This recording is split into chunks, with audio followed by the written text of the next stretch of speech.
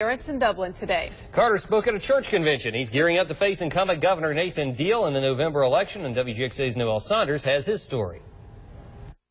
It is impossible to doubt the power of faith.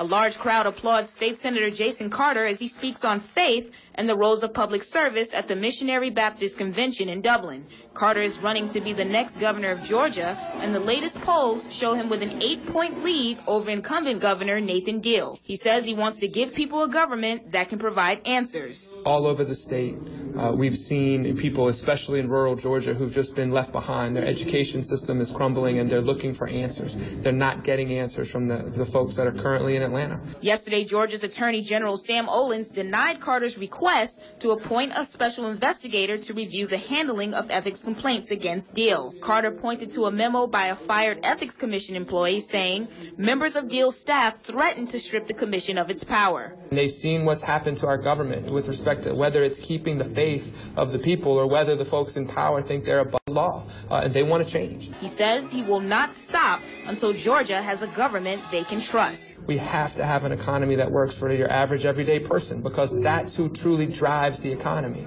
And we have to have an honest government. Noel Saunders, WGXA.